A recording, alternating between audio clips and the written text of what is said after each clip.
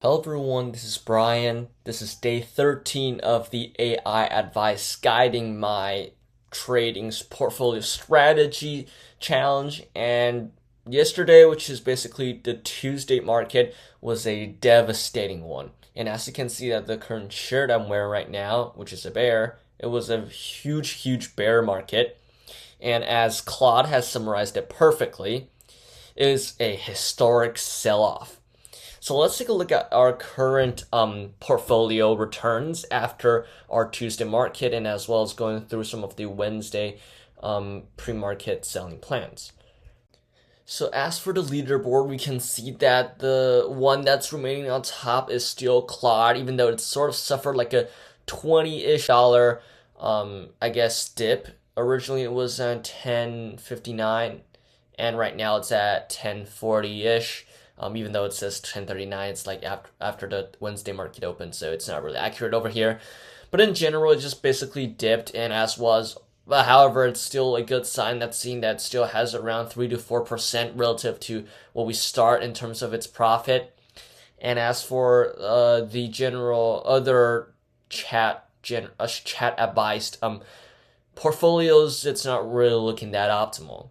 First of all, we got in second place, surprisingly, we got GPT, and it's currently having at a portfolio value of 965, and it's better than Gemini as of right now, which has dropped near 50, and it's currently at around $963 in terms of portfolio values.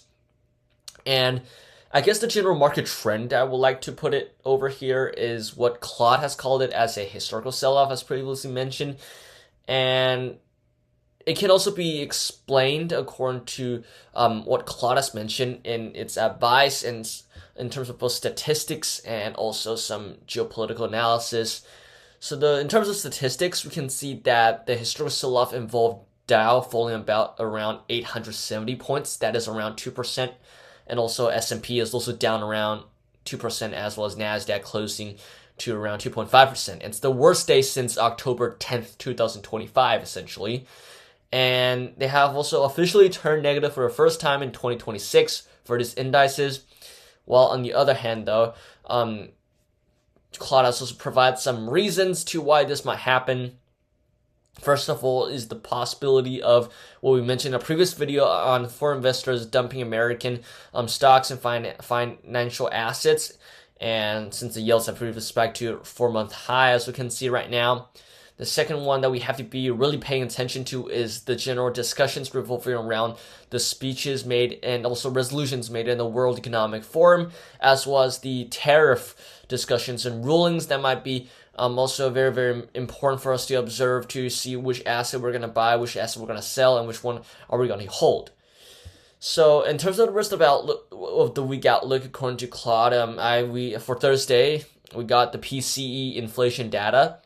We also got earning reports from Procter & Gamble, Intel, and GE Aerospace.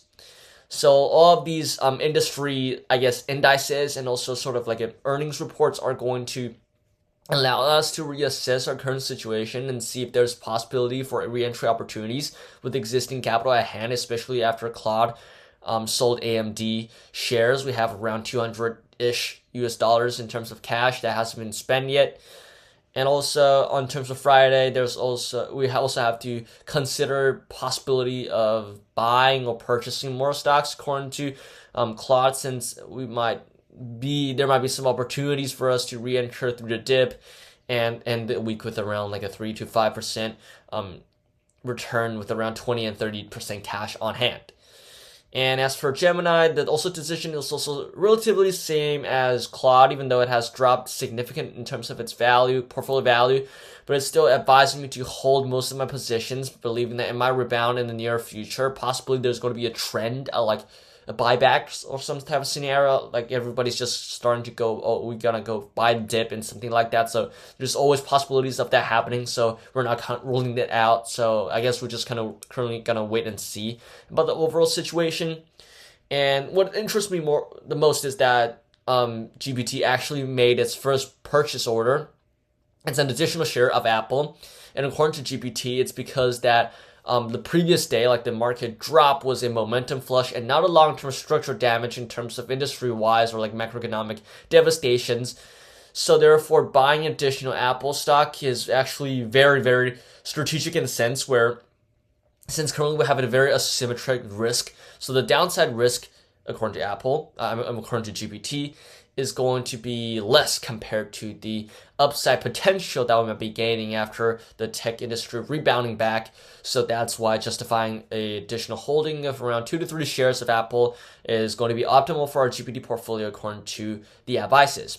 So yeah, that's it for today's I guess summary and also earning reports for our portfolios. And remember to subscribe if you want to keep on following the journey. I will keep you all posted on this 90-day experiment with these AI trading simulators.